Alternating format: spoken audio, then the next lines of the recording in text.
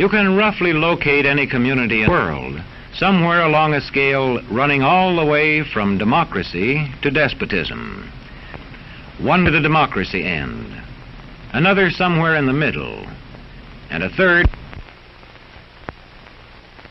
Let's find out about despotism. This man makes it his job to study these things. Well, for one thing, avoid the comfortable idea that the mere form of government can of itself safeguard a nation against despotism. Germany, under President Hindenburg, was a republic. And yet in this republic, an aggressive despotism took root and flourished under Adolf Hitler. A community rates low on an information scale when the press, radio, and other channels of communication are controlled by only a few people, and when citizens have to accept what they're told. In communities of this kind, despotism stands a good chance. See how a community trains its teachers. Bear this in mind. Young people cannot be trusted to form their own opinions. This business about open-mindedness is nonsense. It's a waste of time trying to teach students who think for themselves. It's our job to tell them. And when teachers put such training into practice, despotism stands a good chance. These children are being taught to accept uncritically whatever they're told. Questions are not encouraged. How can you ask such a question? Have you got a textbook? Yes, ma'am. Does it say here that our law courts are always just? Yes, ma'am. Then how dare you question the fact? Sit down. And so we aren't surprised when... But it must be true. I saw it in this book right here. And if books and newspapers and the radio are efficiently controlled, the people will read and accept exactly what the few in control want them to. Government censorship is one form of control. A newspaper which breaks a government censorship rule can be suspended. It is also possible for newspapers and other forms of communication to be controlled by private interests. I thought I told you to kill that story. It'll cost us a lot of advertising. If that story goes out, I quit. All right. Many observers have found that two workable yardsticks help in discovering how near a community is to despotism: the respect scale and the power scale. A careful observer can use a respect scale to find how many citizens get an even break. As a community moves towards despotism, respect is restricted to fewer people. A community is low on a respect scale if common courtesy is withheld from large groups of people on account of their political attitudes.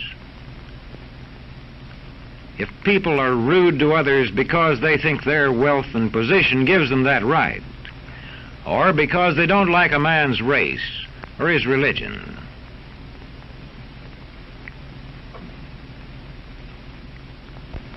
Equal opportunity for all citizens to develop useful skills is one basis for rating a community on a respect scale. The opportunity to develop useful skills is important, but not enough. The equally important opportunity to put skills to use is a further test on a respect scale.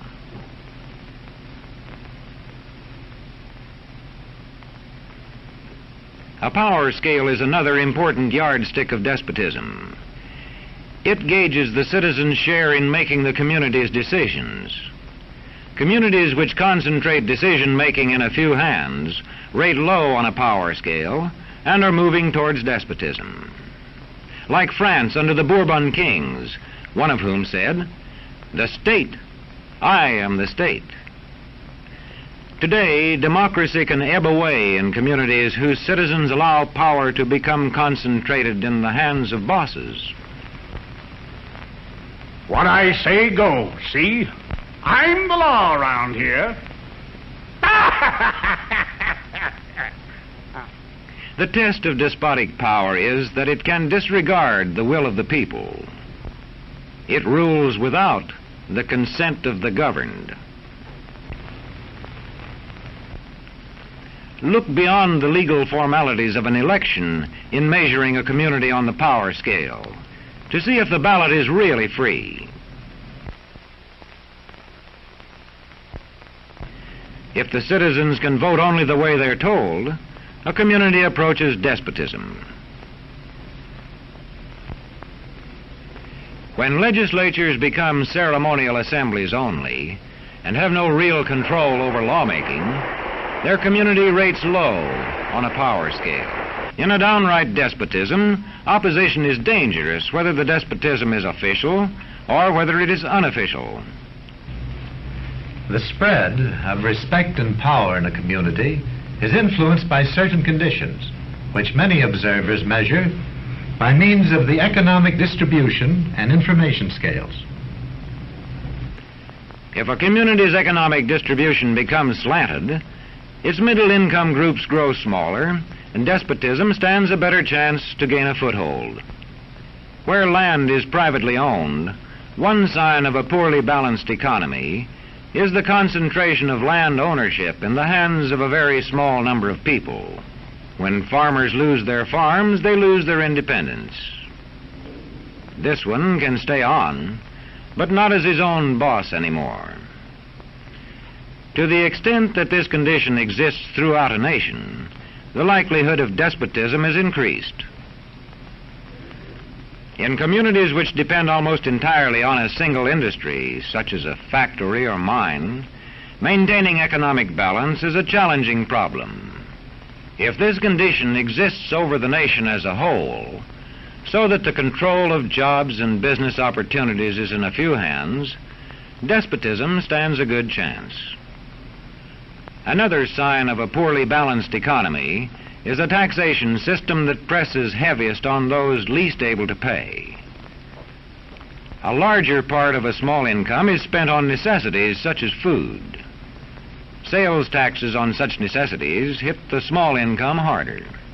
In the days of the salt tax, feudal despotisms were partly sustained by this and other effects.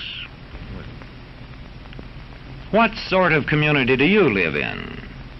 Where would you place it on a democracy-despotism scale?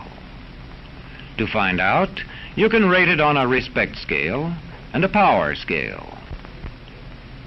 And to find out what way it is likely to go in the future, you can rate it on economic distribution and information scales.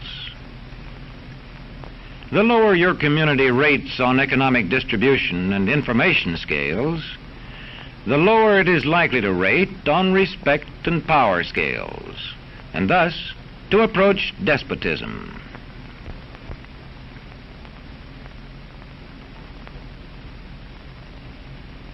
What happens in a single community is the problem of its own citizens. But it is also the problem of us all, because as communities go, so goes the nation.